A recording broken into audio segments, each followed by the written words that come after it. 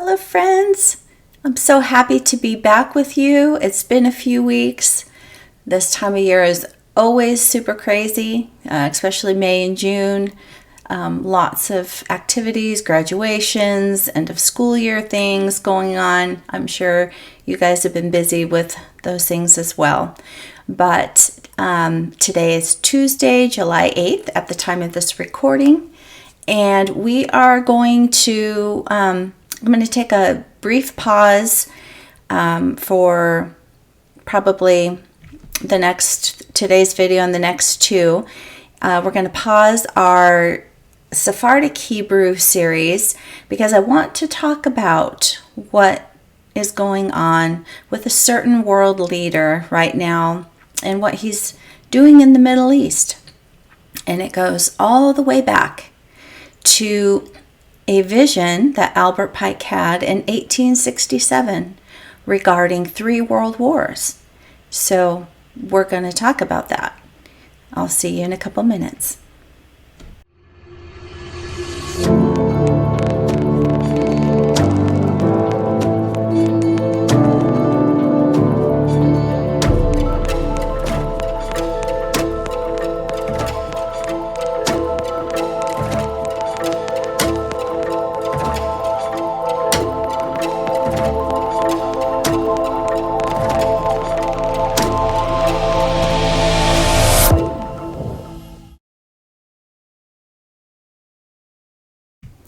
Okay, well, let's get into this. I know I'm getting some messages. I'm hearing chatter in my own circle. Let's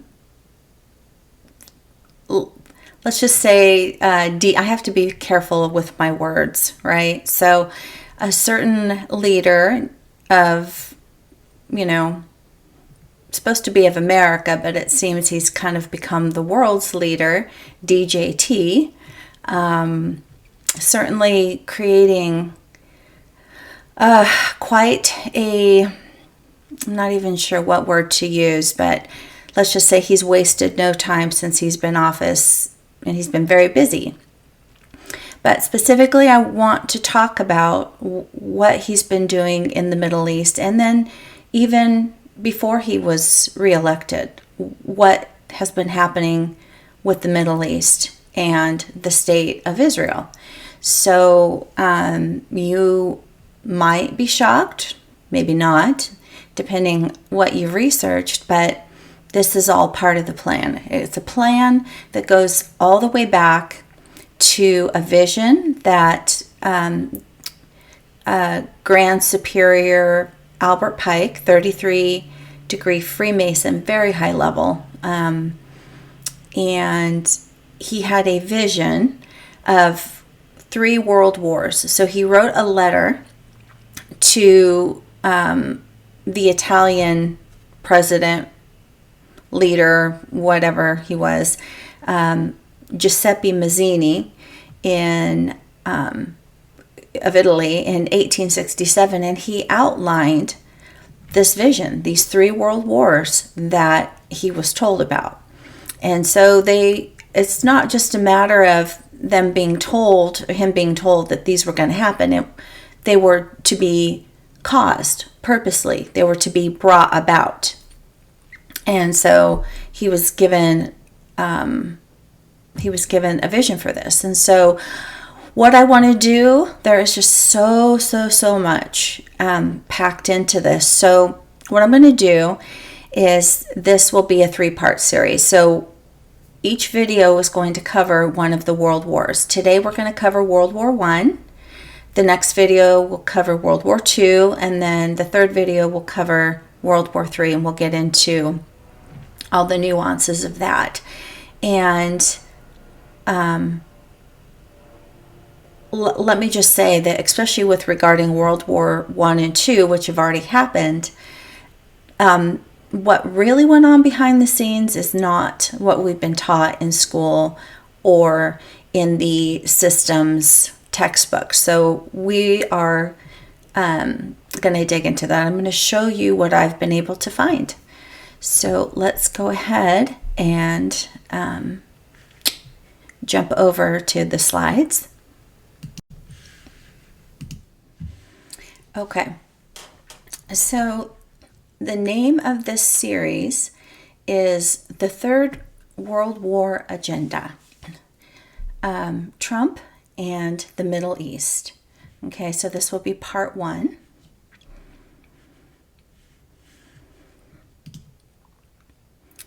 Copyright disclaimer for Fair Use Act. Okay, so Dr. John Coleman, author of Committee of 300 and also the Rothschild Dynasty, wrote, I propose to look at the history of some of the world's best known figures and also to examine revolutions and wars for the same reason. This is a daunting task, but it is one that is long overdue. There have been so many lies in establishment history that our sense is real, and I wonder how the truth can ever be made known to the ordinary people of this world, who have had to bear the brunt of those upheavals and have never known why they had to make such terrible sacrifices. Of course, they have the propaganda explanation, which satisfies most, but to the thinker, it has never been enough just to talk about patriotism, love of country, making the world safe for democracy, and fighting a war to end all wars. He says, I cannot go too far back in history, so let us begin with some of the most explosive upheavals to hit the world beginning with the 18th century and the personalities involved, and then continue through to the 20th century. Limitations of space restrict to the more salient features of these events.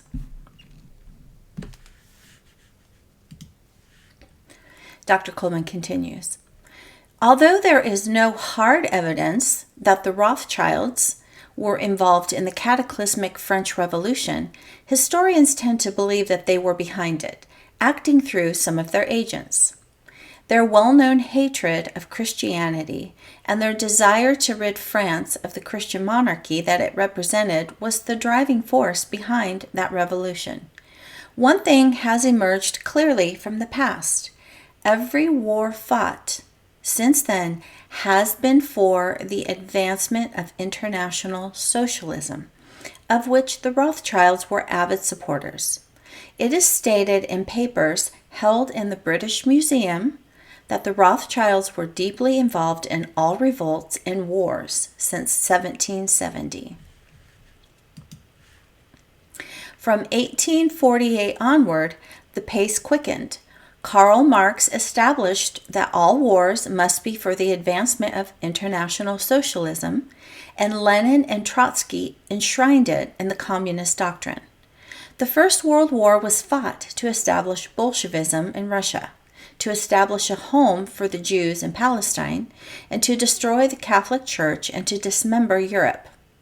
The Second World War was fought to destroy Japan and Germany, to establish the USSR as a communist world power, and to extend the reach of Bolshevism over 3/4 of the world.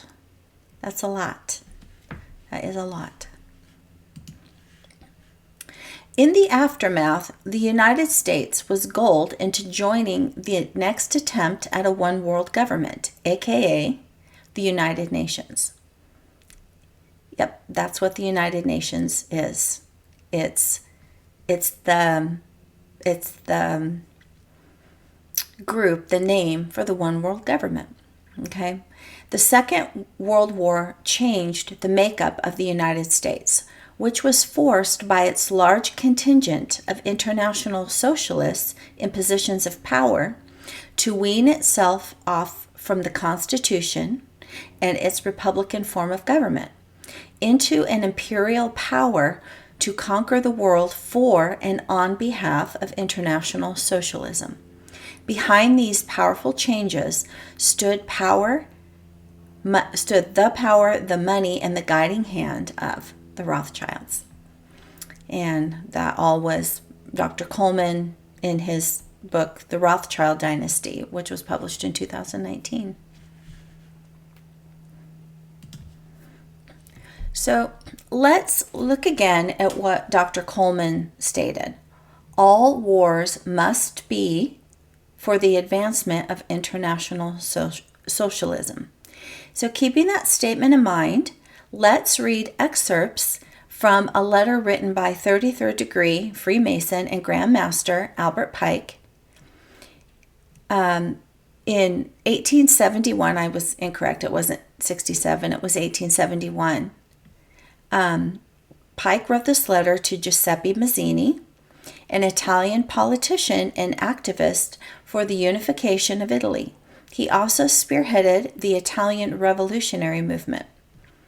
Now, allegedly, Albert Pike had a vision, which he described in this letter that he wrote to Mazzini. This letter graphically outlined plans for 3 world wars that were seen as necessary to bring about the one world order. And one can only marvel at how accurately it has predicted events that have already taken place, specifically related to World Wars I and II. And let me just say quickly, you guys have my permission. Please take screenshots as we go along of these slides so you can use them for your own research and or to show, friends and family members. Okay, so up at the top is a picture of Mazzini and Albert Pike on the right. And here is what each world war, quoting from that letter, here's what each world war, what the purpose was for each. Quote unquote, the First World War must be brought about in order to permit the Illuminati to overthrow the power of the czars in Russia and of making that country a fortress of atheistic communism. The divergences caused by the agentur, or the agents, of the Illuminati between the British and Germanic empires will be used to foment this war. At the end of the war, communism will be built and used in order to destroy the other governments and in order to weaken the religions. The Second World War must be fomented, fomented means to bring about, by taking advantage of the differences between the fascists and the political Zionists. This war must be brought about so that Nazism is destroyed and that political Zionism be strong enough to institute a sovereign state of Israel in Palestine. Okay, that happened officially in 1948, right? So think about it. This is being prophesied or given to Pike in 1871. So let that sink in for a minute. Okay. During the Second World War, international communism must become strong enough in order to balance Christendom, which would be then restrained and held in check until the time when we would need it for the final social cataclysm, which will be World War III. The Third World War must be brought about, fomented, by taking advantage of the differences caused by the agentur, or the agents, of the Illuminati between the political Zionists and the leaders of the Islamic world. Okay, think about that for a minute. Most of the Islamic world is in the Middle East. Not all, but most, right? The war must be conducted in such a way that Islam, the Muslim Arabic world, and the political Zionism, State of Israel, mutually destroy each other. So I'm going to repeat that. The Third World War must be brought about by taking advantage of the differences caused by the agents of the Illuminati between the political Zionists and the leaders of the Islamic world. This war must be conducted in such a way that Islam and political Zionism, the State of Israel, mutually destroy each other. Meanwhile, the other nations once more divided on this issue, will be constrained to fight to the point of complete physical, moral, and spiritual absolute atheism, origin of savagery, and of the most bloody turmoil. Then everywhere the citizens, obliged to defend themselves against the world minority of revolutionaries, will exterminate those destroyers of civilization, and the multitude, disillusioned, the multitude of humanity, is what they're saying, will be disillusioned with Christianity, whose deistic spirits will from that moment be without compass or direction, anxious for an ideal, but without knowing where to render its adoration. And they will receive the true light through the universal manifestation of the pure doctrine of Lucifer, brought finally out in public view. This manifestation will result from the general reactionary movement, which will follow the destruction of Christianity and atheism, both conquered and exterminated at the same time.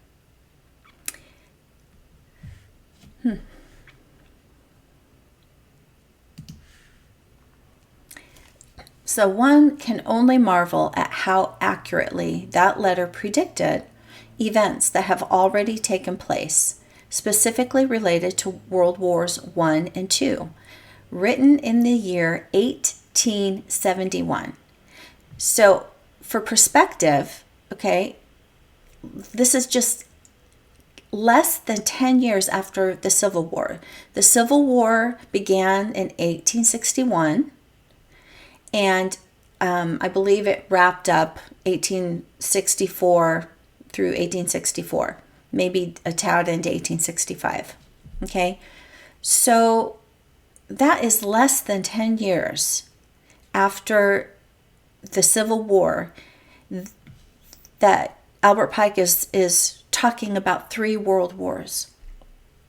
Okay, it is my opinion that we have been in process with the Third World War planned for several years, which pits Zionism against Islam, but also with the purpose of completely destroying Christianity and all religion.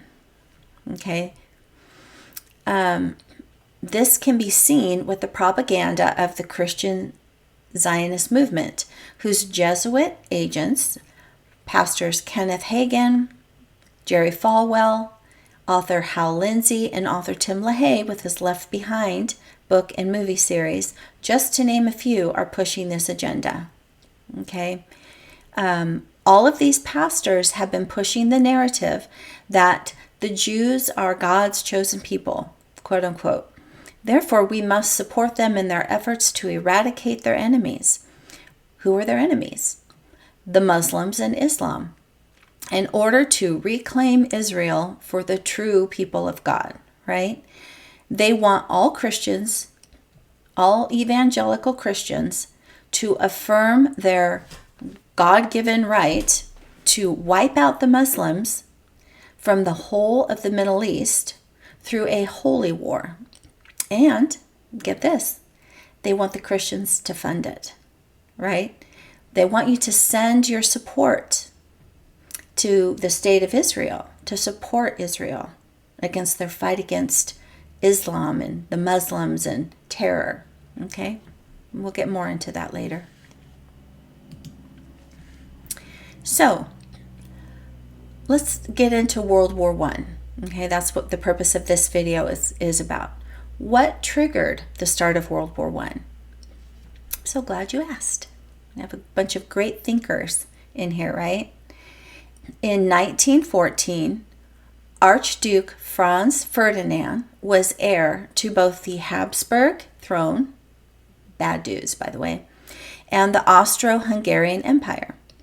He was not a popular man, having married a woman who, even though she was a countess, she was deemed to be far below his station, and their children had been barred from the succession. Nevertheless, he was the heir and had both interests in the state and in state commitments, and in 1913, he was asked to visit the newly annexed Bosnia-Herzegovina and inspect their troops. Ceremonies were planned for June 28, 1914 in Sarajevo, and which was the couple's wedding anniversary.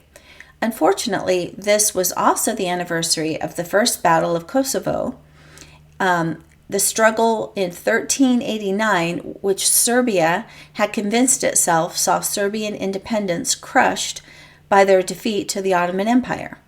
This was a problem because many in the newly independent state of Serbia claimed Bosnia for themselves and fumed at Austria-Hungary's recent annexation.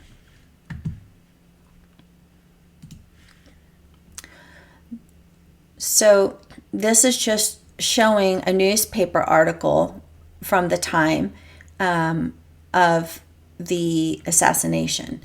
And so the one on the left, it says, heir to Austrian throne assassinated, wife by his side also shot to death. Earlier attempt on their lives failed. And so you get a little bit more information to the right. It says Francis Ferdinand, who was the nephew of Emperor Francis Joseph, killed in Bosnian capital at an hour after warding off a bomb. So it said that there had been a bomb first that was thrown out the car, and I think it said it missed them, or it blew up the wrong car. So then they were, a second attempt, which was successful, then they were shot to death.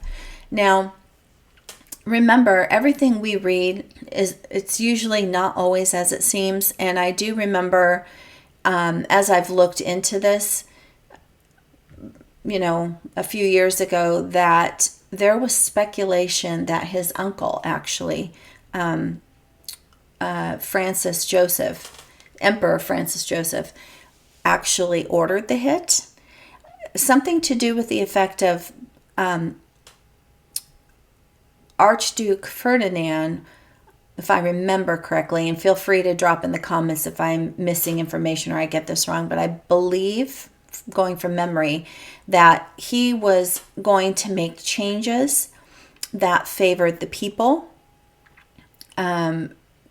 trying to be a little bit more, connect more with the people and make some changes. And the uncle did not want that. And the parties that be did not want that. So this supposedly, or I should say allegedly, was all set up to take him out so that he couldn't do that. And I'm assuming it also maybe had something to do with his wife as well. You know how they are with their bloodlines.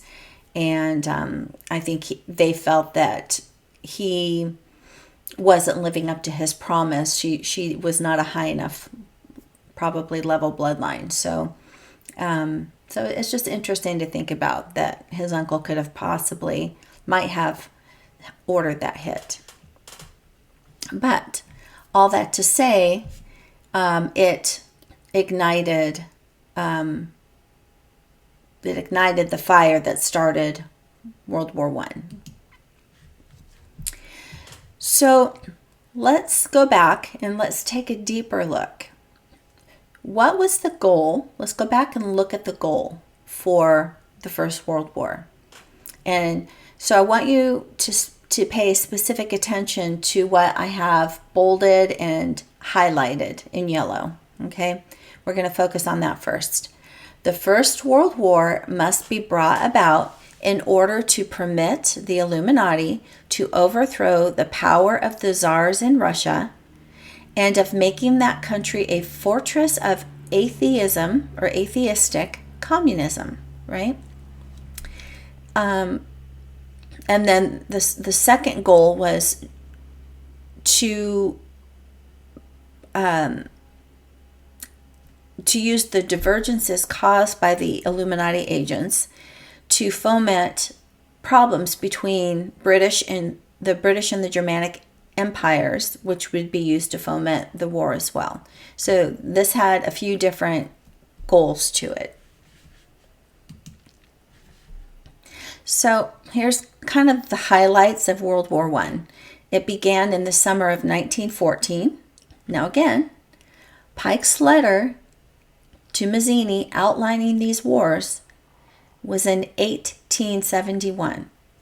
Okay, World War I didn't come about until 1914. On one side, there was Great Britain, France, Italy, and Russia. And then on the opposing side was Germany, Austria-Hungary, and Turkey. Okay, the Ottoman Empire.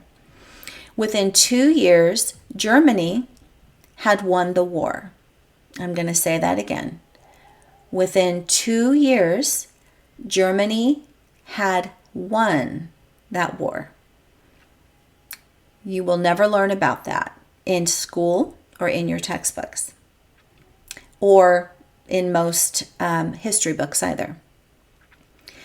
The German, and the reason for this is because we are, well, depending on what age group you're in, we're anywhere from 2 to 4 generations past when this took event, right? So most of the people that lived through this that would have been in the know of what was happening died off, right? So no one to contradict what we're being taught today. All it takes is 1 or 2 generations to completely change a narrative of history. Within 2 years, Germany had won the war, had won World War I, had won the First World War. It's a tongue twister. The German submarines, which were a complete surprise to the world, had swept all of the convoys from the Atlantic Ocean. Great Britain stood without ammunition for her soldiers, with 1 week's food supply. After that was gone, they faced starvation. At the time, the French army had mutinied, meaning they rebelled against their superiors and refused to obey orders because they had already lost 600,000 of their young men in the defense of Verdun on the Somme. The Russian army was defecting. They didn't want to play war anymore, and they didn't like the Tsar. The Italian army had completely collapsed. So they were all in big trouble. Not a shot had been fired on German soil. Not one enemy soldier had crossed the border into Germany. And yet, Germany offered England peace terms 3 different times. 3 times, 3 different occasions, Germany's ruler, Kaiser Wilhelm II, offered Great Britain a negotiated peace agreement on what lawyers called a status quo ante basis. That means let's just call the war off and let everything be as it was before the war started. You know, no harm, no foul. This is ridiculous. You know, we're not going to punish you. We're not going to make you pay reparations. Let's just call it off before, any more bad stuff happens, and we'll just go back and pretend like it never happened. Is basically what he was doing. By the summer of 1916, England was seriously considering that option. They had no choice. It was either accept the negotiated peace agreement that Germany was generously offering them, or continue on with the war and be completely defeated. But while that was going on, the Zionists, the top echelon within Germany, who represented the Zionist movement in Eastern Europe, specifically in the Ukraine, because Zionism was birthed in the Ukraine with Theodor Herzl, which is for another video, went to the British War Cabinet. The Zionists went to the British War Cabinet and said, hey, you can still win this war.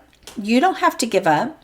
You don't have to accept that negotiated peace offered to you now by Germany.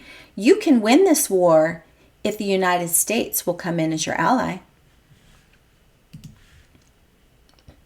So let me introduce you to the Zionist players of this scam. On the top, we have Justice Louis Brandeis, a Zionist Jew. And then we have in the top middle, Samuel Untermeyer, who was a lawyer, very cunning lawyer. Then we've got Chaim Weizmann. Then in the lower left corner, we have Yitzhak, Gruenbaum. I can't completely see that. And I mean, hey, he didn't even care about the Jews. So again, I want to reiterate this in case you're just seeing this video for the first time and you haven't been with me since the beginning. This is not, we're not coming against Jewish people, okay? I know several Jewish people that are lovely, nice people, okay? Jewish people are not evil people. And by the way, this is, saying these things, it's not anti-Semitic because the Jewish people are not Hebrews. They're not in any way related to the biblical Hebrews of the Bible. The Jewish people were converted over to Judaism, and they actually, according to the DNA studies done on them, and also studies done on the Yiddish language, they are a Turkic people. They actually trace back to, I believe it's northeastern Turkey. So, and they are descendants, even the Bible's genealogies in Genesis 10, they descend from Gomer, or they descend from Ashkenaz, son of Gomer, son of Japheth. So they're not a Semitic people. And so if we have any Jewish people here, relax. Nobody's against you. I'm just stating the facts. That's all it is. And that's the truth. And I have other videos for that. But I want to stay focused here. So just in case anybody is seeing this for the first time, there's no bashing going on here. We're not talking even about the Jewish people as a whole. We are talking about the top echelon, the political Zionists, right? And now they are very evil, very, very evil people, okay, and the things that they've done. But this Yitzhak guy, he's quoted as saying, one cow in Palestine is worth more than all of the Jews in Poland. So you can see these Zionists, they care nothing for the Jewish people. They will run them over, they will sacrifice them, right along with the rest of, us, because they think we're all cattle, right? We're disposable to them. So there's no allegiance there. These Zionists have no allegiance to anybody but themselves and their agenda. In the bottom right corner is a picture of Bernard Baruch, and he was very instrumental in all of this mess as well, and he's also, incidentally, the founder of the Council on Foreign Relations. So I'm sure there's others involved as well, but these guys are way up there. So continuing. The United States had not been involved in World War I at that time. President Woodrow Wilson specifically ran his presidential campaign on the promise that America would not get involved in Europe's war. It was not our war, okay? But those Zionist leaders told England's leaders they would guarantee to get the United States into the war as their ally to fight with them if, right? And there's always strings attached with these people. Only if Britain promised to give them Palestine after they won the war. It was absolutely absurd that Great Britain, who had never had any connection, interest, or right in or to Palestine, that they should offer it as a reward to pay the Zionists for involving the U.S. into their war. However, those unscrupulous Zionists did make that promise on October of 1916. And shortly after the United States, shortly after that, the United States, which was almost totally pro-German at the time, entered the war as Britain's ally. It is said almost totally pro-German because most of the U.S. newspapers were controlled by German Jews. The bankers were all German Jews, and all of the media in this country was controlled by German Jews. So therefore, the Jews at that time, the Zionists at that time, were pro-German because many of them had immigrated to the U.S. from Germany. And they also wanted to see Germany defeat the Russian Tsar. The Zionists did not like the Tsar, and they did not want Russia to win this war. These German Jewish bankers, these Zionist bankers like Kuhn Loeb and the other big banking firms in the United States, refused to finance France or England to the extent of $1 at first. This was at first. They stood aside and stated that as long as France and England were tied up with Russia, they would not even give 1 cent. But they poured a ton of money into Germany to fight against Russia, to destroy the Tsar and the Tsar's regime. But, so they turned on a dime, though. Let me scoot this over. Sorry, I know there's a lot of information on these slides. I've kind of packed them full, which is why, honestly, just take screenshots of them so you can read them for yourself later. I just, if I make them smaller than this presentation, it just gets longer and longer. Those same Zionists, right, that were pro-German, wouldn't give 1 cent to England or France because they were supporting Russia. Suddenly, when they saw the possibility of getting their hands on Palestine, they went to the leaders of England and they made this deal. Then suddenly, everything flipped.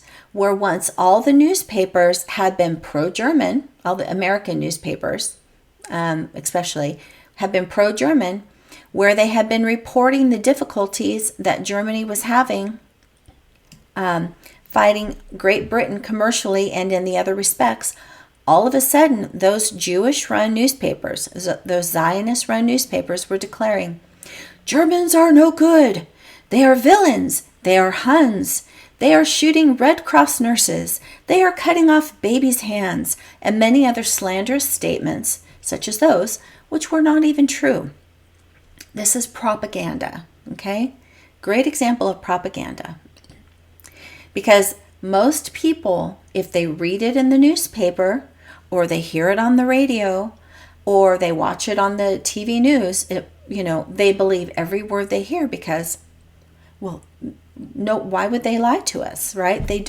Most people do not understand the bigger picture of who runs all of the media, especially today. So keep that in mind. So shortly after that, President Woodrow Wilson declared war on Germany. The Zionists in London had sent telegrams to the United States, specifically to Supreme Court Justice Louis Brandeis, who was a Zionist Jew, okay, telling Brandeis to, quote unquote, go to work on President Wilson. We're getting from England what we want, so go to work on Wilson and get him to get America in this war. So exactly how did the Zionists get President Wilson to comply? Well, they blackmailed him, of course. They sent Jewish attorney Samuel Untermyer, and his picture's right there, to the White House to pay a visit to President Wilson on March 4th of 1913, so just a few months after he had taken office. Untermyer informed President Wilson that they knew about his affair. He'd had an affair with the wife of a fellow professor when Wilson had been teaching at Princeton University. The woman, now divorced from her husband, needed money. Wilson was not wealthy and did not have the amount of money being demanded. So Untermeyer agreed to make it all go away, take care of it, on the condition that President Wilson did two things: appoint Louis Brandeis to the Supreme Court, and number two, to get America involved in World War I in order to ensure that the Allies would win. The only way to get America into the war, though, was for Wilson to go before Congress and provide a good enough reason to involve the U.S. President Wilson fabricated a story saying that a U.S. ship had been sunk by German submarines. Created just an outrage, right? So not only are they lying, and the Zionists lying and putting out propaganda that the Germans are, killing babies, cutting off their hands, shooting Red Cross nurses. Oh, they're Huns. Think of Attila the Hun, right? So now all of a sudden they brought the lie close to home. Now all of a sudden they're using their propaganda to have Wilson tell Congress, German has made an aggression on U.S. soil.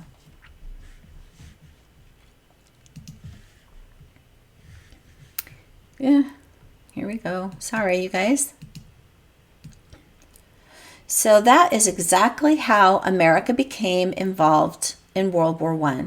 There was absolutely no reason for that war to be America's war. The U.S. was dragged into it merely so that the Zionists could obtain Palestine. And the people of the United States have never been told that. We've never been taught that in our schools, and never knew exactly why we fought in that war. And by the way, it ended up, after the fact, being proven that no such ship had been sunk and that it was a lie, but it was too late by that point. So after the U.S. was dragged into the war, the Zionists then went to Great Britain and they said, we performed our part of the agreement, so it's your turn. Give us something in writing to show that you're going to keep your part of the bargain to give us Palestine. And then after you win the war, that receipt, that written record, took the form of a letter worded in very cryptic language so that the world at large would not know what it was really about. And that letter was called the Balfour Declaration. So it was drawn up by Arthur Balfour, whose picture you see there. And then, let's see if I can read the letter. I'm going to have to zoom in. It says, Dear Lord Rothschild. Okay, so it was from the Foreign Office, November 2nd, 1917. And this is written by Balfour. Hence why it's called the Balfour Declaration. Dear Lord Rothschild, I have much pleasure in conveying to you, on behalf of His Majesty's government, the following declaration of sympathy with Jewish Zionist interests, which have been, which have something and approved by the cabinet. His Majesty's government views with favor the establishment in Palestine of a national home for the Jewish people, and blah, blah, blah. Okay, so again, up at the top, the goal, every war fought has been for the advancement of international socialism, of which the Rothschilds were avid supporters. Okay, it is stated in the papers held in the British Museum, the Rothschilds were deeply involved in all revolts and wars. Okay, they're bankers. And they amassed a large amount of money. But again, that's another video I will do at some point just on the Rothschilds, who I often call the rotten children.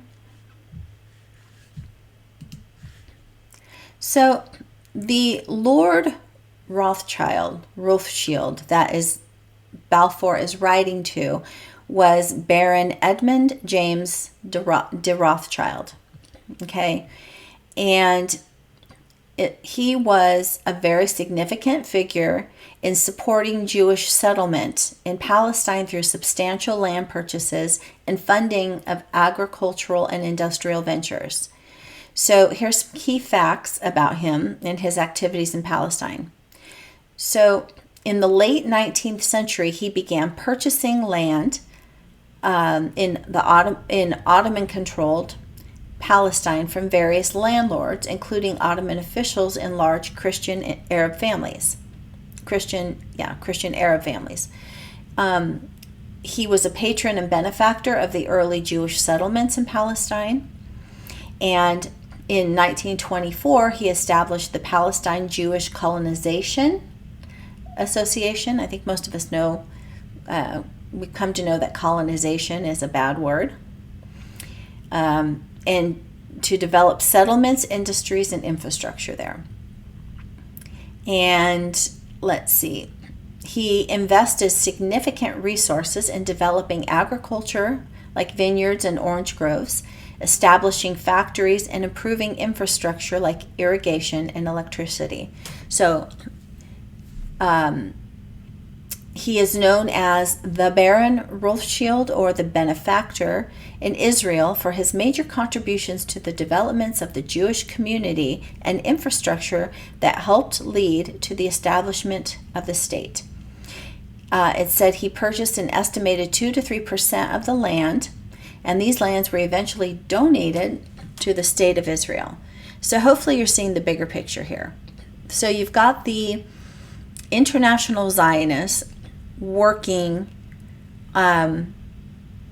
instigating things to get America into the war so that Britain and its allies can win, solely for the purpose. They could care less about England, about Britain. They didn't care whether they won or lost. But they wanted Palestine, and they saw this as an opportunity to get what they want. And then you've got the bankers who, especially like this man, who are buying up land in 1924. Israel was not even granted, the state of Israel wasn't even granted and given that land until 1948. So he was making sure that everything was in place for them to just come in and take over. So think about that. These people have like hundreds of years of planning. Like they are like, 500, 1,000 years, because they're controlled by entities, and they just keep working this plan. And when certain key players die, the next level pops up to take their place to fulfill these plans. Okay, so when World War I ended and the Allies had won, all of the countries involved attended the Paris Peace Conference, the Treaty of Versailles, in 1919.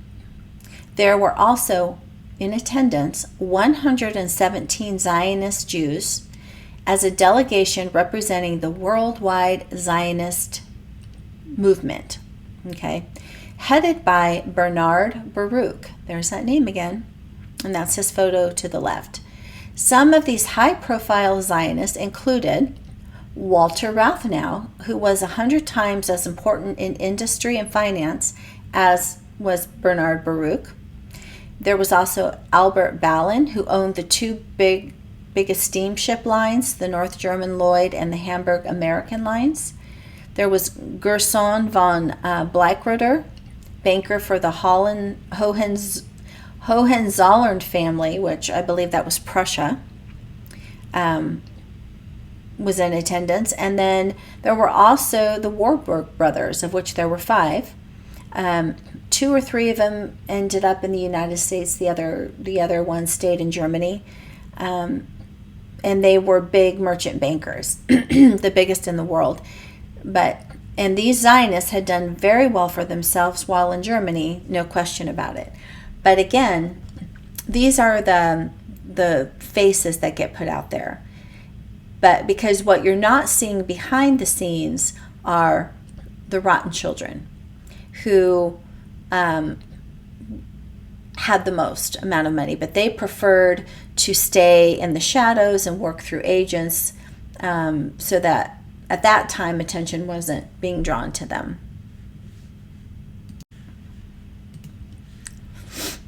At that peace conference at the Treaty of Versailles, when they were carving up Germany and parceling out Europe, they were carving up Europe as well, and parceling these out to all the different nations. Excuse me. Those greedy Zionists said, "How about Palestine for us?" And they brought out the Balfour Declaration for the first time. So again, this is 1919 now. Of course, the Germans had no prior knowledge of this document, and for the first time realized they had been betrayed by the very German Jews that they had welcomed into their country centuries ago with open arms. They welcomed them as full citizens, enjoying the same liberties as the native German people, where they thrived and became very, very wealthy. So remember, there were many countries that were expelling the Jews. Maybe Hebrews in there, the Southern Kingdom Hebrews in there as well. It just all got convoluted and mixed in. But the Jews were being kicked out of almost all the other countries for some of their shenanigans. But Germany welcomed them with open arms and allowed them full liberty. They didn't have to wear, badges, certain color clothing. They were on equal par with just German citizens. And they had done very, very well for themselves there. It suddenly dawned on Germany's Kaiser and the other leaders. So this is why the U.S. entered into the war. The Germans quickly understood that they had been betrayed by the Zionist Jews and, quote unquote, sold down the river. The Zionists had sold Germany down the river for no other reason other than the fact that they wanted Palestine for a Jewish commonwealth. Germany and its citizens had horrific reparations slapped onto them that pretty much destroyed their country and economy. Remember, initially 2 years into World War I, Kaiser Wilhelm II had offered a negotiated peace treaty on 3 separate occasions, which would have made everything go back to the way it was before. Britain did not do that. Okay, they went in on this agreement with the Zionists, and now, for no reason, not only are they, did they have to go through all of this, but now they're being charged with crimes and having heavy, heavy reparations placed on them. Okay.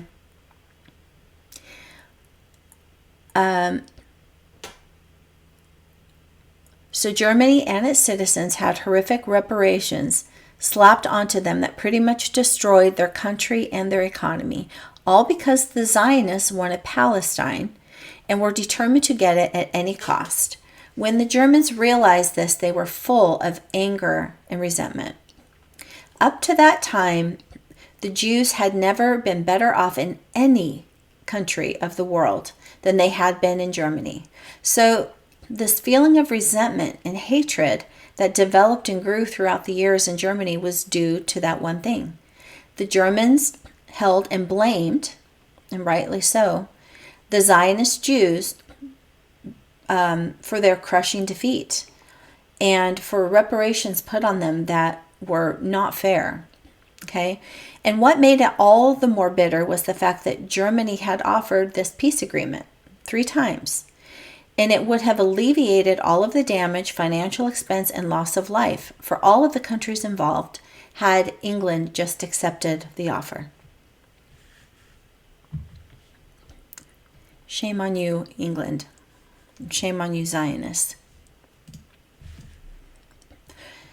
So, Alison Weir, a trained journalist who worked as a newspaper editor and then a freelance reporter in the Middle East and finally as a researcher and author, wrote a book titled Against Our Better Judgment, The Hidden History of How the U.S. Was Used to Create Israel. In her book, she describes how political Zionism gained a foothold in the United States. She states the following, quote unquote, "The Israel lobby in the U.S. is just the tip of an older and far larger iceberg known as political Zionism, an international movement that began in the late 1800s with the goal of creating a Jewish state somewhere in the world.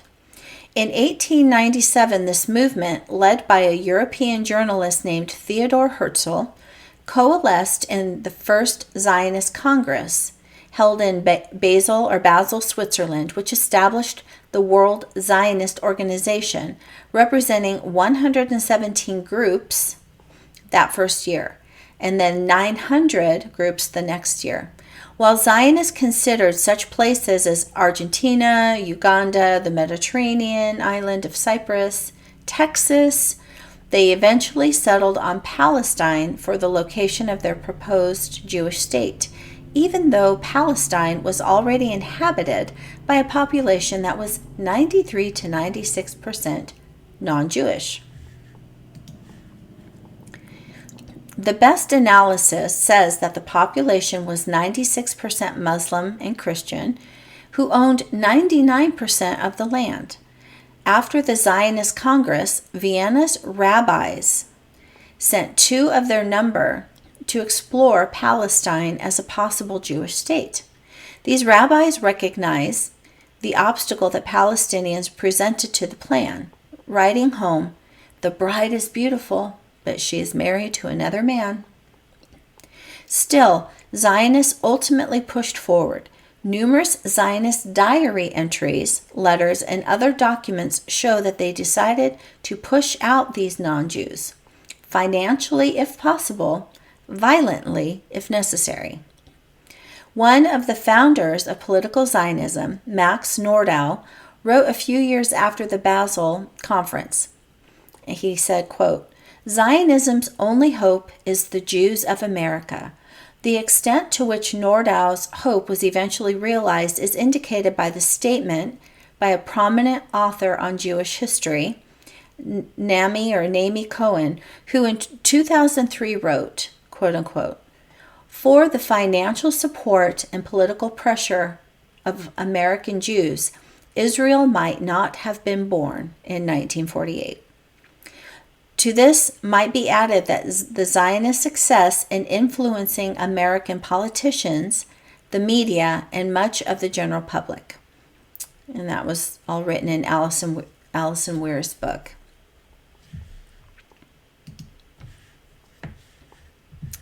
Sorry. So I want to introduce you to Benjamin H. Friedman, who was a Jewish man, born a Jewish man, who was deeply concerned about the activities of the Jews of his time. Mr. Friedman was born in New York City, into a high Jewish society, a very wealthy family, becoming a successful businessman with his family's business, the Woodbury Soap Company. He became active in politics at an early age. Put that back.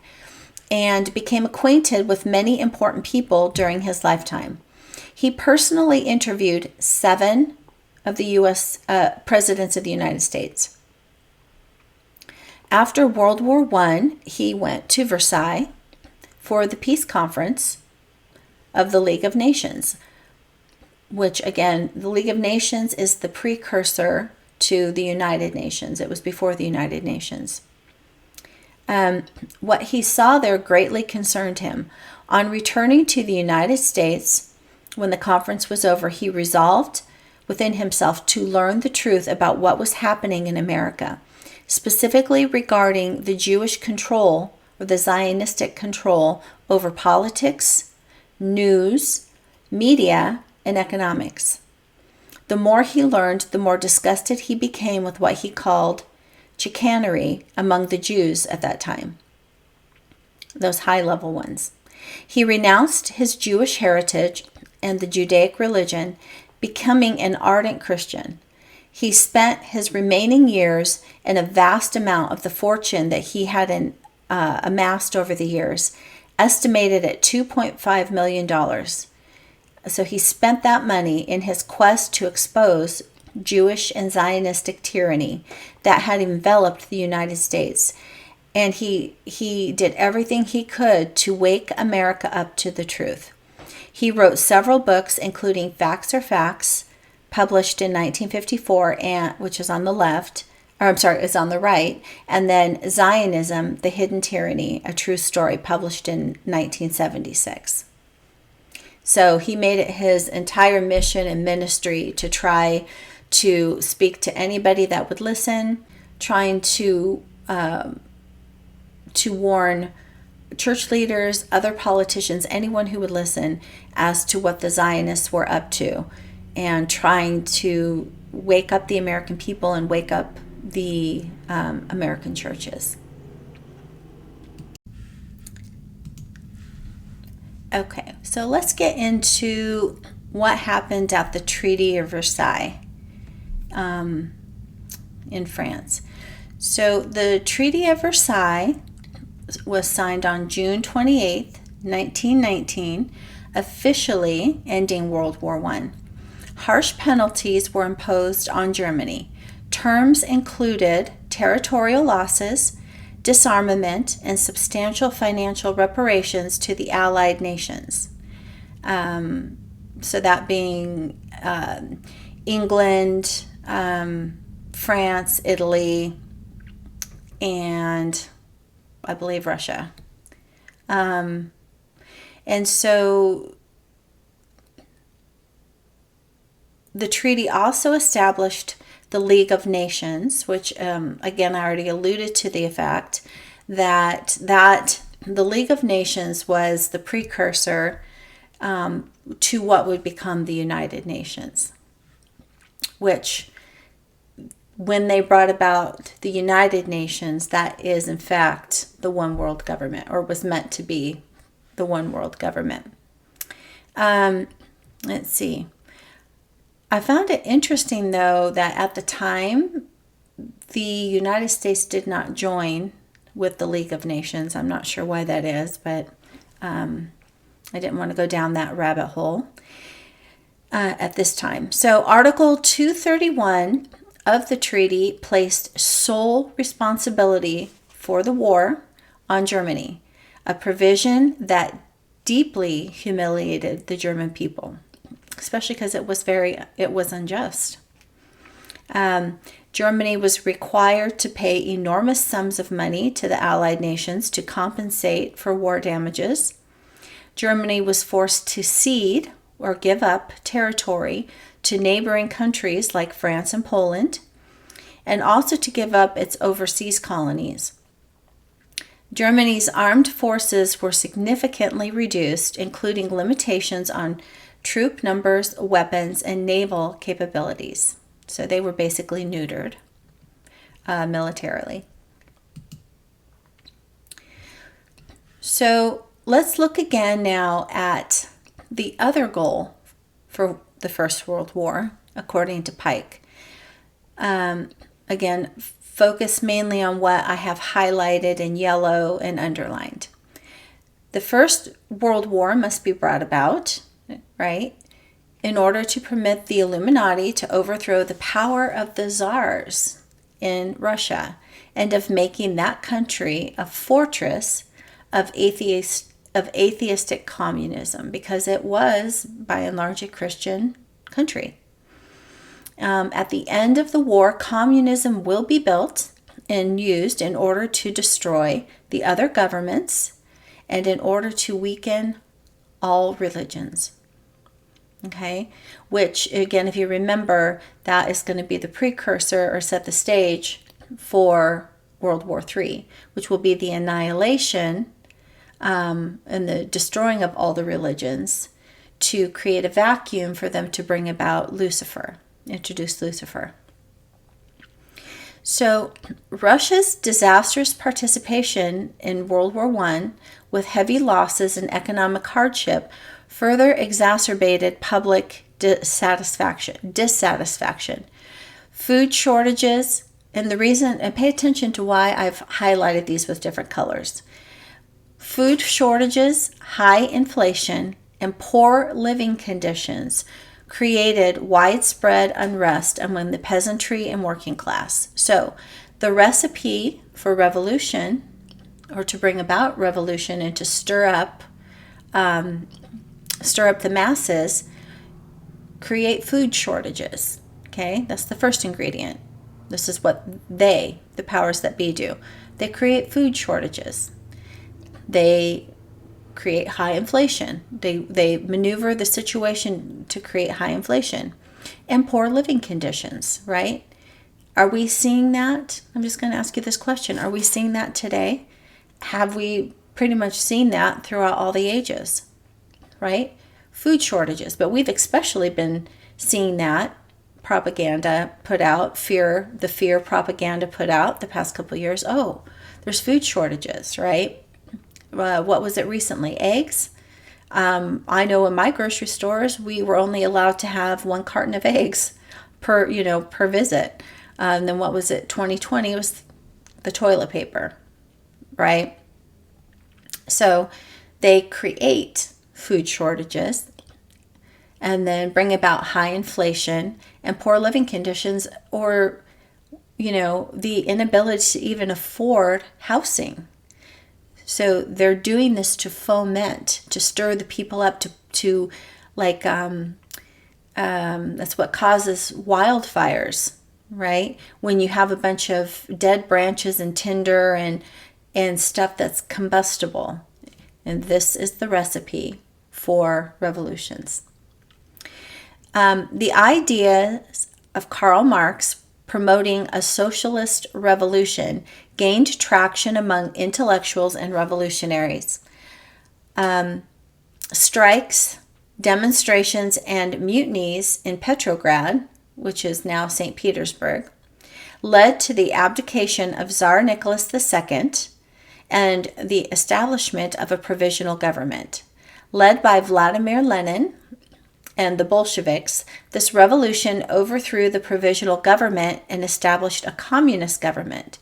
A bloody civil war ensued between the Bolsheviks, who were called the Reds, and their opponents, who were the Whites, resulting in the consolidation of Bolshevik power.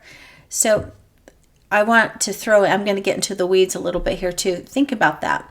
The Bolsheviks were the Reds, and their opponents, the Whites. That reminds me way back of the War of the Roses. If you've ever paid attention to any of the royals, you had, I don't know how many years of war between 2 different factions of the royal houses, and they were, the programming used was the white rose and the red rose. So the red roses and the white roses. So there seems to be something to that. Okay. The Russian Revolution marked the end of the Romanov dynasty. Tsar Nicholas II was the last Tsar. And so it marked the end of the Romanov dynasty's nearly 500-year rule. The revolution led to the formation of the Union of the Soviet Socialist Republic, the USSR, the world's first socialist state. See how they make their plan and then they work the plan? Okay, so here is a picture of the last Romanov family, the last Russian Tsar Nicholas II, with his wife Alexandra, and their 5 children. Nicholas II was a cousin of King George V of the United Kingdom, and also of Kaiser Wilhelm II of Germany. Alexandra was the granddaughter of Queen Victoria, highlighting the interconnectedness of European royalty. So all these people are related. So you need to keep this in mind as well. It doesn't matter whether you're talking about the king and queen of Sweden or Norway or Denmark or England, whatever, they're all from the same family group basically. And their DNA is all Germanic for the most part. They might have little bits of, the descendants of those countries. They might have, their children might have little bits of the country they were born in. But by and large, these royal bloodlines, they keep it tight. They only intermarry within themselves, and it's to the point where, because of not wanting interbreeding, they'll make sure it's at least a minimum of 3 generations removed from one another, but they all intermarry. And so it's the same with the last Russian Tsar, Nicholas II. He was Germanic. So was Alexandra. And so they're all Germanic. Okay, they may be living in Russia, but they're not Russian. And so if you look at the bottom picture I have here, on the left, I believe, I don't know. See, they almost look like twins, don't they? That's what I think is so odd. They're supposedly cousins, but they almost look like twins to me. And one is, let me see if I can get that up there. Okay, it looks like on the left is the Kaiser. It says the Kaiser, the Tsar, and King. The Kaiser, the Tsar, and King George. So Wilhelm II was Kaiser of Germany. Okay, so he's related to King Nicholas II and then King George. So it's all very, very weird. So what happened to Nicholas II and his family? Well, Nicholas II and his family were murdered by the Bolshevik revolutionaries, and then they were buried. The gravesite was discovered in 1979, but it was not acknowledged until 1989. The remains of Nicholas II, Alexandra, and 3 of their daughters were exhumed, identified, and reinterred in St. Petersburg. The remains of Alexei, which I think is their son, the one son they had, and another daughter, Maria, were discovered later and were also eventually identified and reburied in St. Petersburg. Following the Russian Revolution of 1917, of which there were 2 revolutions, by the way, the imperial family was initially placed under house arrest by the provisional government, and then later by the Bolsheviks. This period involved the 2 different revolutions. The February Revolution, which happened first and it overthrew the Tsar, and then the October Revolution, which followed, brought the Bolsheviks to power. So on the night of July 16th to 17th, in the year 1918, the family and their servants were led to the basement of the house. A firing squad executed them. The bodies were then taken to the Koptyaki forest, and where they were mutilated with grenades and acid in an attempt to prevent identification of the bodies. And then the bodies were buried until 1979, where they were found in their graves, identified, and then reburied and interred in St. Petersburg. The grave site was discovered, but again in 1979, but not acknowledged until 89. Then in 1998, the remains of Nicholas, Alexandra, and 3 of their daughters were exhumed, identified, and reinterred. So it looks like I put that in there twice. Sorry about that. So that's pretty ghastly. So who Who and what were the Bolsheviks? Okay, so the picture on the left is a picture of the top Bolshevik leaders. Smack dab seated in the center of the second row, or the middle row, is Lenin. I think Stalin might be to his left, and I'm not sure if Trotsky, Leon Trotsky, is on his right or not. But those were the main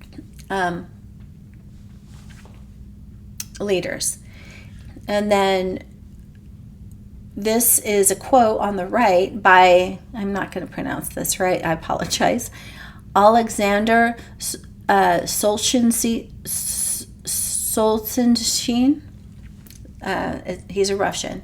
And he is quoted as saying, "You must understand the leading Bolsheviks who took over Russia were not Russians. They hated Russians. They hated Christians. Driven by ethnic hatred, they tortured and slaughtered millions of Russians without a shred of human remorse. It cannot be overstated that Bolshevism committed the greatest human slaughter of all time. The fact that most of the world is ignorant and uncaring about this enormous crime is proof that the global media is in the hands of the perpetrators." And of course, I think you probably know by that these atrocities are spun in such a way that probably at that time they made Russia the bad guy. And so they were basically, they probably spun the story to where they got what was coming to them. But that's not the case. But when you own all the newspapers, when you own all the media, you can spin the story however you want it to be. But we're going to find out as we keep going on here who these Bolsheviks were. And I think it'll make sense when you understand who they were, why they committed such atrocities, which were swept under the rug. And then again, all it takes is one or two generations of babies growing up to adults and having children. And if this is not taught appropriately in the schools and in the books, we don't hear about it, right? We're not taught about it. And we're certainly not given the true facts. So this is just a definition from Wikipedia of what Bolshevism, the definition. It's a revolutionary socialist current of Soviet Leninist and later Marxist-Leninist political thought and political regime associated with the formation of a rigidly centralized, cohesive, and disciplined party of social revolution. Bolshevism originated in the beginning of the 20th century, so it was, 1919, 1920, as we just learned.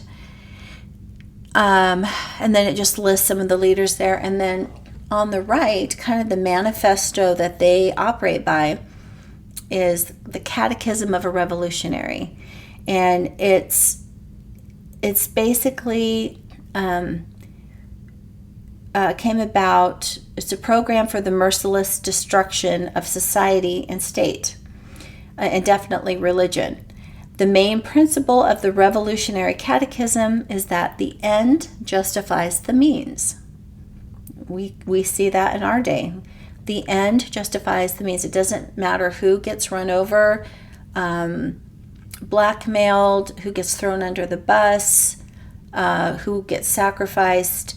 It's for the end result, which is for the greater good, right? There's no sense of morality in this at all. You do what you have to do to get it done. So it says this became Nekhov's slogan throughout his revolutionary career. He saw ruthless immorality in the pursuit of total control by church and state, and therefore believed that the struggle against them must be carried out by any means necessary, with an unwavering focus on their destruction. The individual self is to be submitted to a greater purpose in a kind of spiritual aestheticism, which for him was more than just theory, but a guiding principle. Okay, so a revolutionary is a doomed man or woman. He has no private interests, no affairs, sentiments, ties, property, nor even a name of his own. His entire being is devoured by one purpose, one thought, one passion, the revolution. Okay, and then accomplishing that by whatever means are necessary. Of all the revolutionary, so this is a book called The Plot Against the Church by Maurice Pinay, and this was written in, I believe it was in 1962, somewhere between 1962 to 1967. And the author writes, of all revolutionary systems which throughout human history have been devised for the destruction of our civilized values, communism is without a doubt the most perfected, the most efficient, and most merciless. Definitely merciless. In fact, it represents the most advanced epoch of the world revolution, in whose postulates it therefore not only acts to destroy a definite political, social, economic, or moral institution, but also simultaneously to declare null and void the church, as well as all cultural and Christian manifestations which represent our civilization. The purpose of communism is, as we have indeed seen in Russia and in the other lands where it has been introduced, none other than to enslave the people in the economic, political, social, human, superhuman sense in order to make possible a minority rule through violence. From an international aspect, the goal cannot be more clear: to attain by violence world domination by an insignificant minority or group of people, which destroys the rest of humanity by means of materialism, terror, and by death if necessary, completely indifferent of whether in the process the enormous majority of the population must be murdered.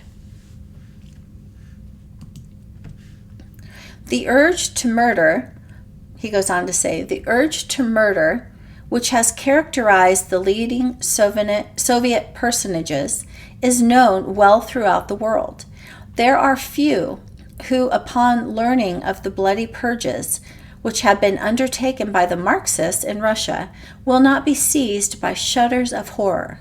One needs only to recall a few details to fill the most stout hearts with fear and alarm.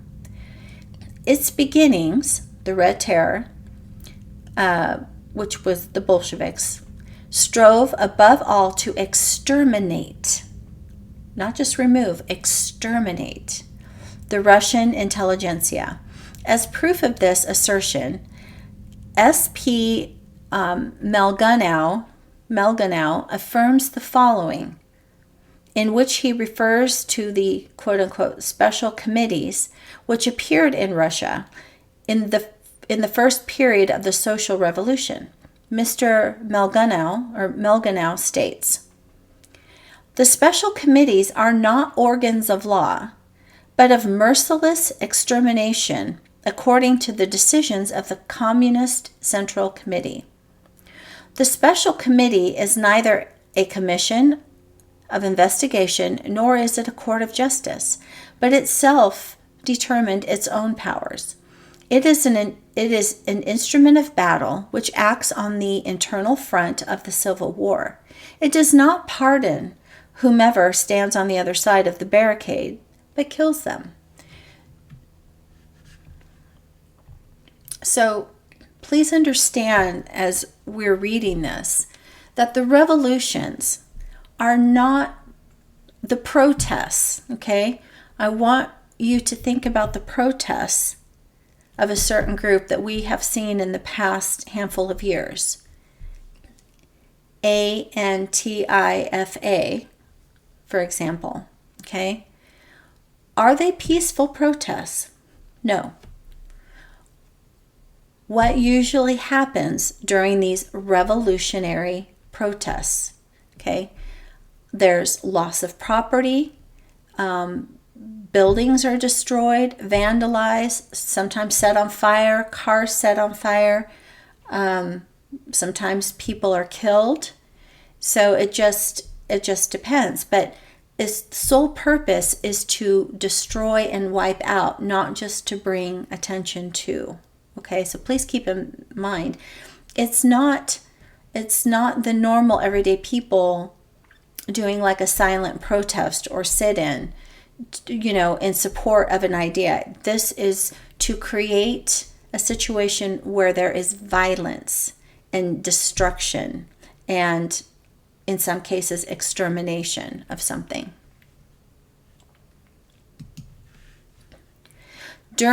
So Mr. Melengau, however you say that, continues.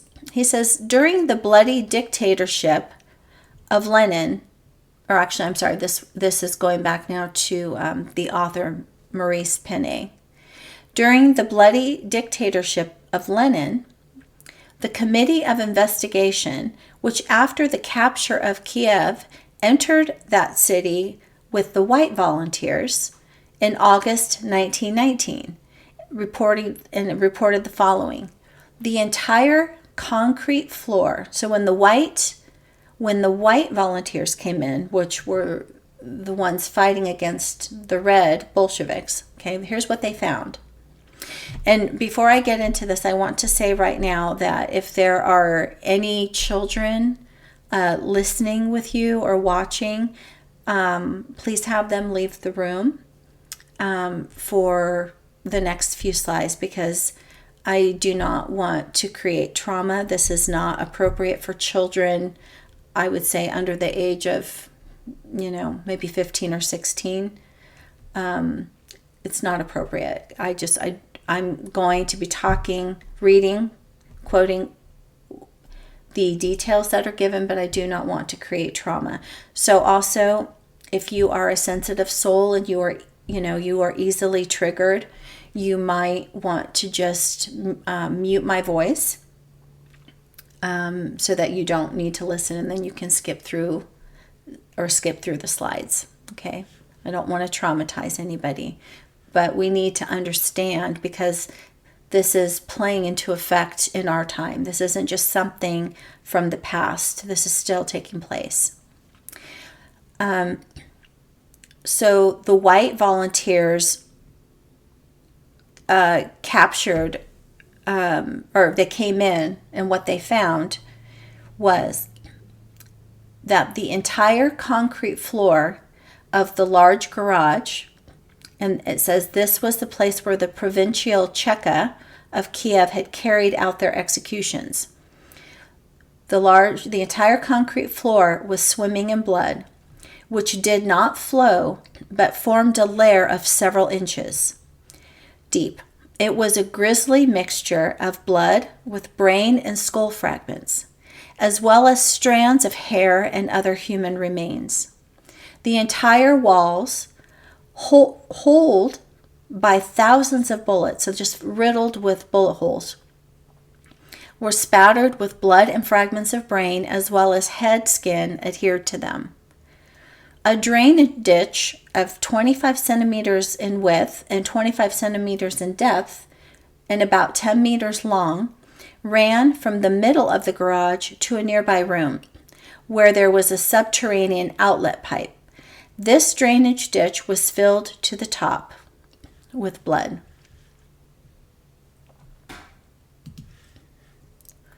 Usually, immediately after the massacre, the corpses were removed in lorries or horse-drawn wagons from the city and buried in a mass grave. In the corner of a garden, we came upon an older mass grave, which contained about 80 corpses, in which we discovered signs of the most varied and unimaginable cruelties and mutilations. There were corpses from which the entrails had been removed. Others had different limbs amputated, and others again were cut into pieces. Some had the eyes poked out, while the head, the face, the neck, and the torso were covered with deep wounds. So there was torture.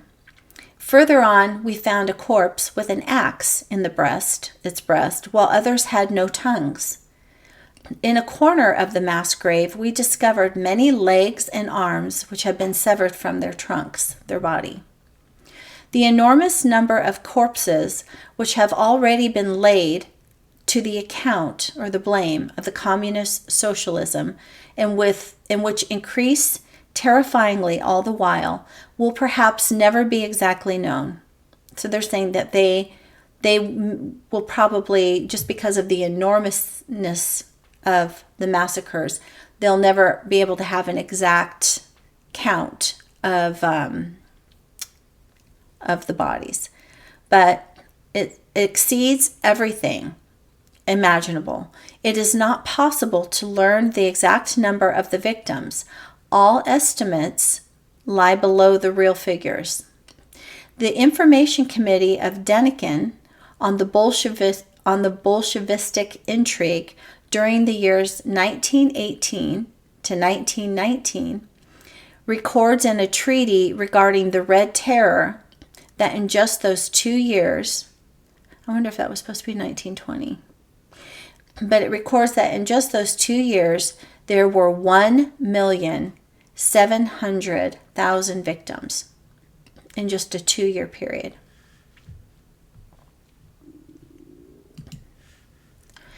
Unhappily, time has shown us a truly demonic excess of communism in its murderous activity.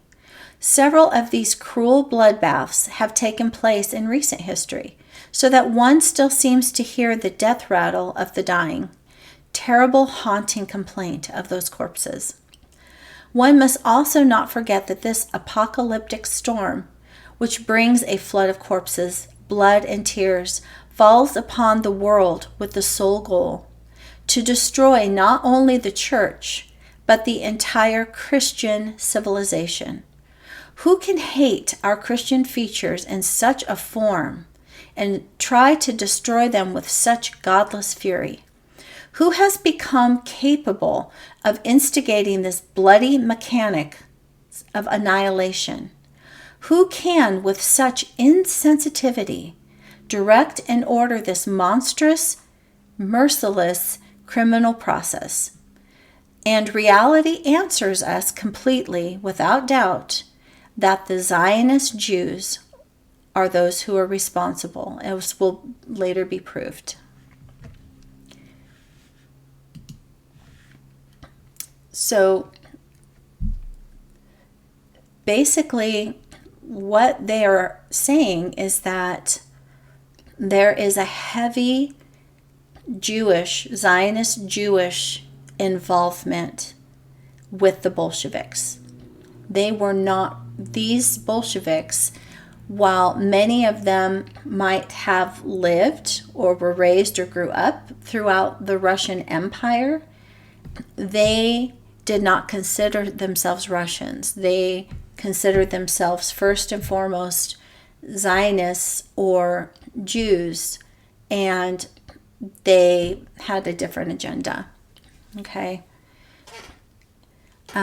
So when that call went out, they came from all over the Russian Empire for this purpose. So here are just some quotes regarding the Jewish involvement in Russian communism. It said, I think a couple of these are from Wikipedia. One is an AI overview. I thought, I'm not big on AI, but I thought, okay, let's see what AI has to say. And then there's another one called Brainly.com. So, what country had the largest Jewish population in 1910? The country with the largest Jewish population in 1910 was the Russian Empire, which included areas that would later become Poland and the Soviet Union in particular. The Soviet Union. In particular, Poland had a significant Jewish community with approximately 3 million Jews, constituting about 10% of the total Polish population. And I had asked how many Russian Bolsheviks were Jews. And the answer from Brainley was, according to the 1922 Bolshevik Party census, there were 19,564 Jewish Bolsheviks. Now, that only comprised about 5.21% of the total population, but almost, just a little half, that's half of almost 20,000. And if they're trained and they work as one unit, you can see how they can create just the utter devastation that we read about, because you had those leaders imprison the Tsar and his family first, and then there was a provisional government set up. So you created terror and panic because they showed their might through overtaking the family. And I'm sure word got out that they had been killed and murdered. And so even though there were more Russians, this had been planned for a long time. This takeover had been planned, and the masses weren't prepared for this to come. AI says that in 1914, the Jewish population in Russia constituted roughly 4% of the total population. It says specifically the 1897 census, which is a close reference point for 1914, recorded a Jewish population of 5,189,401 of the population. And then on the bottom it says the conflation of Jews and revolution emerged in an atmosphere of destruction, the destruction of Russia during World War I. When the revolutions of 1917 crippled Russia's war effort,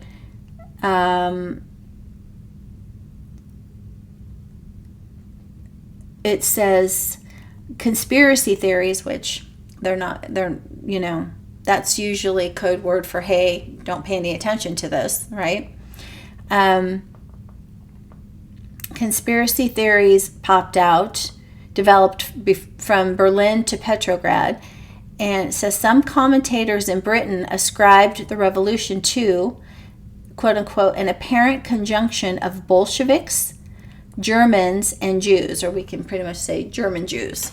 So basically what this is saying is that this whole coming together of this revolution was brought about by the Bolsheviks and the German Jews. So the Bolsheviks that would have been living outside of Russia, I think it was probably an orchestrated plan all the way around. But so now we're talking about this being planned even outside of Russia.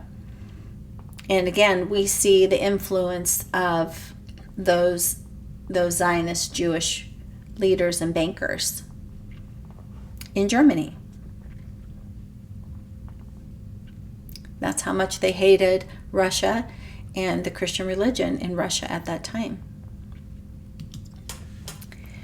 So, the creators of the system, again, by author Maurice Penay, in The Plot Against the Church, this is from part 1, chapter 2, The Creators of the System. He says, there's absolutely no doubt that the Zionist Jews are the inventors of communism, for they have been the instigators of the dogma upon which that monstrous system is built, which at present, with absolute power, rules the greatest part of Europe and Asia, which stirs up the lands of America and with progressive certainty floods all over Christian peoples of the world like a deadly cancerous growth, like a tumor, which steadily devours the core of the free nations without apparently an effective means of cure being found against this disease.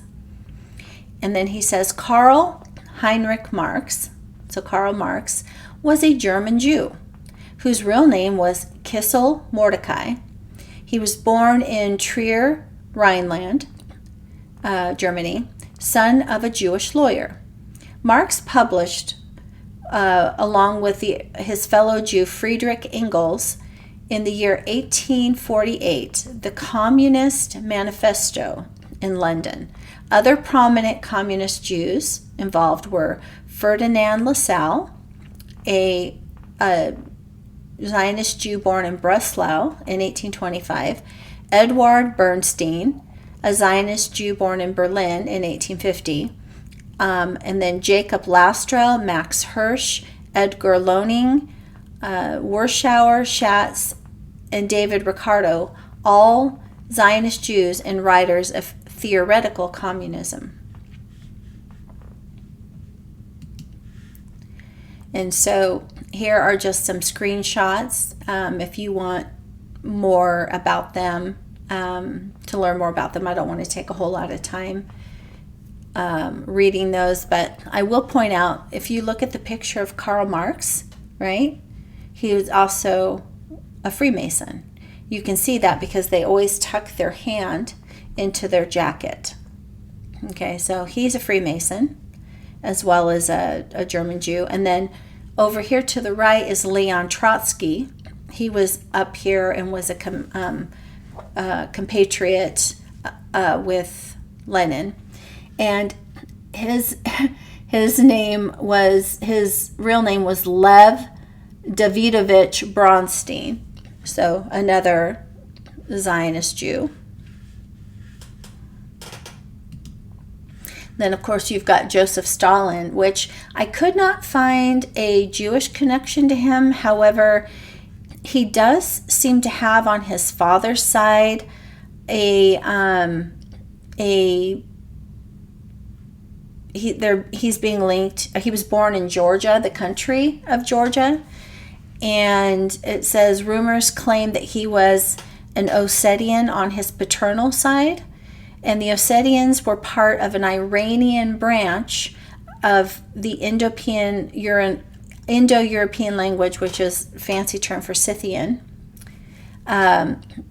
family, and said to be from the nomadic Scythian Alans. They spoke a Scythian language and had Scythian religions. Okay, so I did find that interesting. So that was his.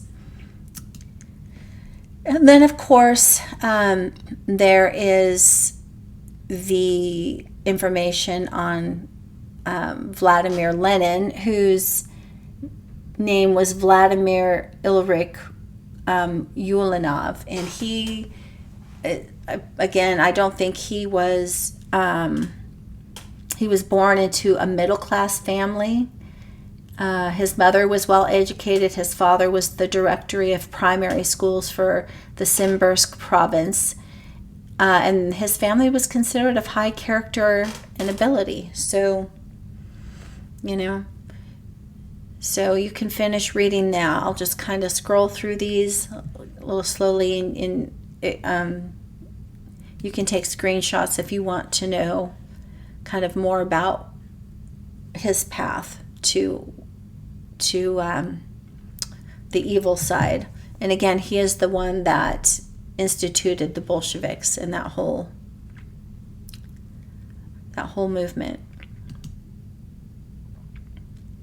Okay.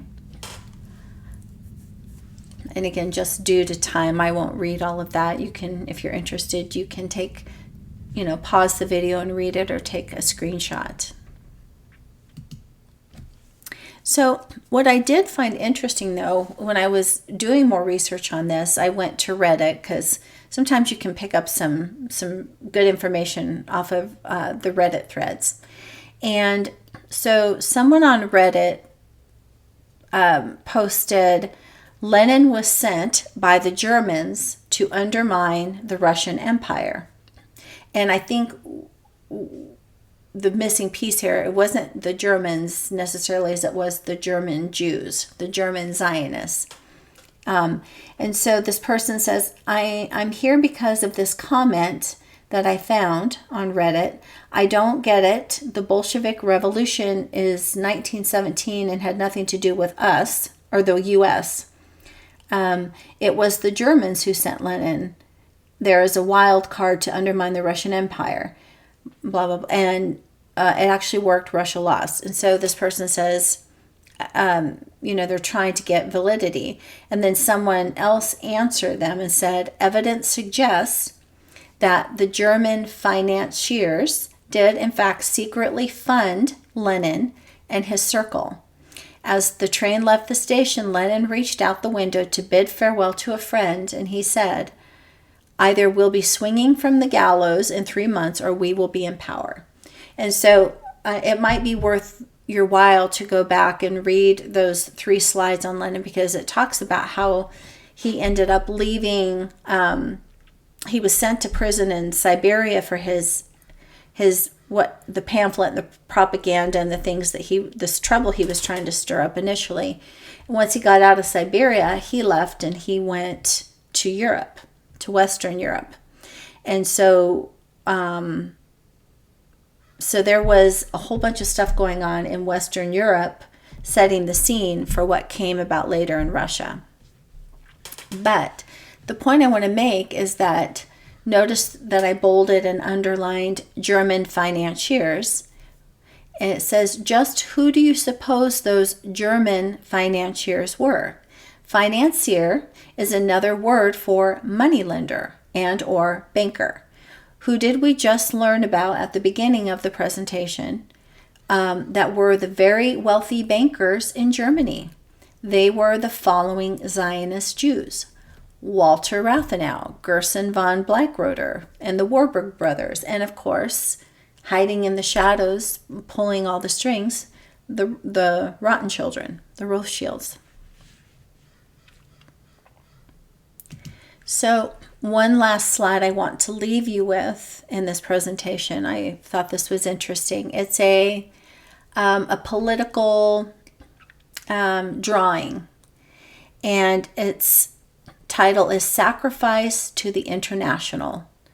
And it's a cartoon showing prominent Bolsheviks, left to right: Uritsky, Sverdlov, Zinoviev, Lunarsky, Lenin, Trotsky, Kamenev, Radek, primarily those with Jewish backgrounds, sacrificing Russia. And Russia is personified as the woman who's tied up with rope. So the woman represents Russia, and they are sacrificing her to a statue of Karl Marx. So sometimes, remember, we always have that saying, a picture is worth 1,000 words. And so a lot of times these political cartoonists, something like this will stick in your brain and make a point. Okay. Well, my friends, and we are at the end of this video, and I'm hoping to get part 2 out, which will cover the Second World War sometime next week. If, barring any unforeseen disasters or things that come my way, I would like to hopefully start getting these out more regularly again. I thank you all for your patience. I'm sorry, the last 2 to 3 videos there've been so much time in between, but life has a tendency of getting in the way sometimes, and it's always important that we put our families first. Those things always need to come first. But I thank you for your understanding. I thank you that you seem to enjoy this channel and you enjoy this content. And so thank you for being here. Thank you for supporting me. And if you found this helpful, if you find this beneficial, please I try not to do this very often, and I'll put it at the end of the video, but do hit the like button. Do subscribe if you're not already, subscribed, and then please forward these videos on to others, because at this point I think I'm pretty much starting from zero. I don't know a whole lot about how YouTube's algorithms work, but I do know that you have to put out consistent videos to for the algorithms to keep the channel out there, and just simply, the comments and things have dropped off, so I know that that the channel's not, the algorithms aren't pushing the channel out there. So if you would like to help me do that, in supporting the channel, like it and then forward it on to others and help me get the algorithms going again, so that we can keep getting this information out. I will never put any of this information behind a paywall or a subscriber thing. I know, as a follower of the Most High and as a disciple of Messiah, I know how much the Holy Spirit, the Ruach HaKodesh, which is the Hebrew term for Holy Spirit, I understand how much help I get from Holy Spirit to find this information. Half the time I can't even remember how I get to some of it. Sometimes stuff just pops up that is hard, that you really can't get when you are just trying to Google something. And so I understand the help that I'm getting, the spiritual help I'm getting to get this information out to all of you. And so this information will always be free, because it is a spiritual gift, and it's not my information. And I know that. And I know that this is, in a sense, kind of a ministry. And so this will always be free to all of you, because it's been freely given to me. And so I'm just disseminating what I've been shown. Okay. So that being said, I hope you have a great rest of your week, and, just follow hard after the Most High. Follow hard after His Son, Messiah, and get into the scriptures and do your research. Take this information that I've given you and go do your own research. And I just want to say that we are not doing any bashing of any people group. We are talking about what happened in history, and we're not going to succumb to propaganda or cries of anti-Semitism, because this is true history. This is real history. It's been documented. I've given you my sources, and so you guys take it and run with it and get it out to the people you know. So, all that being said, I will see you next week. We're going to get into the Second World War and dive deep down that. And I just bless you guys. Take care. Bye-bye.